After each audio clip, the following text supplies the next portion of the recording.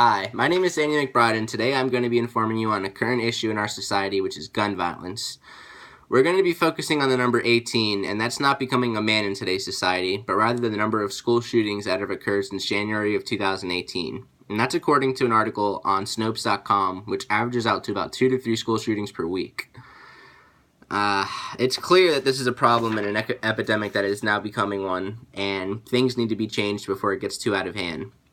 I'm going to be talking today more about latest statistics pertaining to gun violence, black-on-black violence, crime, and death amongst our youth.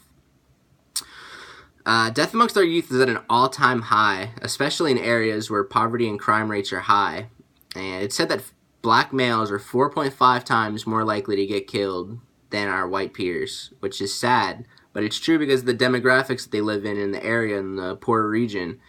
You know, guns are ridden in the streets and they're just everywhere. It's so easy to get your hands on one.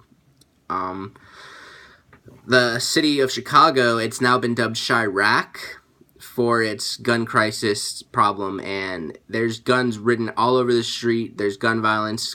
It's crazy. People are getting killed all the time over there. They said that there's been a total of 135 people shot dead, which is more than New York and Los Angeles combined. 65% of that being in the last decade, last 10 years alone. 135 people in one city shot dead. Let that sit in for a second. Yeah. According to another statistic on youth gun violence and gun access, firearm injuries are the cause of death of children 18 years of age and under each day in the U.S. It says that children and young adults 24 years of age and under constitute 38% of all firearm death and non-fatal injuries. That's almost a good majority of them. And a lot of these are accidental and could be avoided if parents would simply lock their firearms away more, if gun control are implemented more. Obtaining a gun isn't very difficult. Background checks are not extensive and sometimes not even done depending on the state that they're purchased in or where they're bought.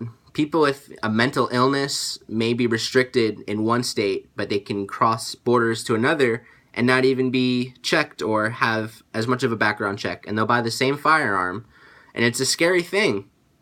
It's saying that more than 3/4 of states actually have no laws requiring background checks or documentation during private party sales. You would think it's illegal. They call it a loophole, but it's legal.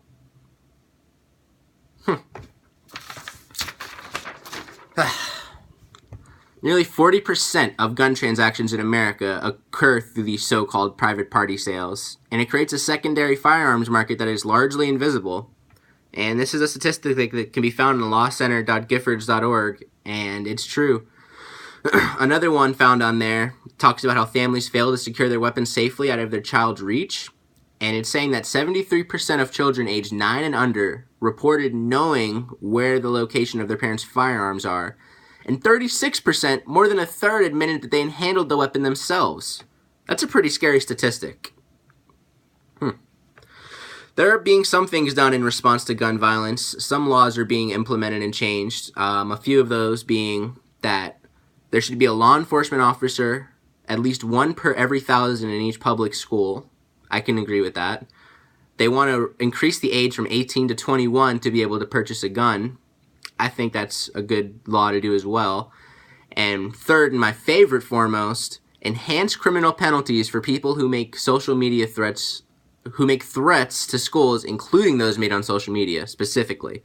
I think it's awful when people do something like that, and it puts people in fear and makes them hide as if they already are today. Some people are scared to travel and go anywhere because they're living in fear in the world we're in today, and they shouldn't be. It shouldn't be like that, and things shouldn't be that way.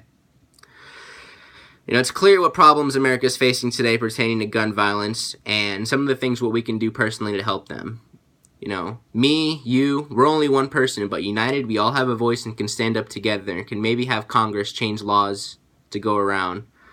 But I'm here to inform you, mainly today, on the problems of gun violence and why it should be addressed and not ignored anymore.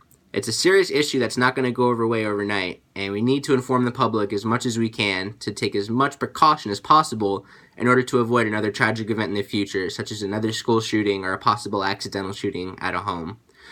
So what I can say from this is to just stay smart, be aware, be safe. If you own a firearm, keep it locked away, keep it away from your children, be responsible, be safe, and be careful. It's a dangerous world we live in today, and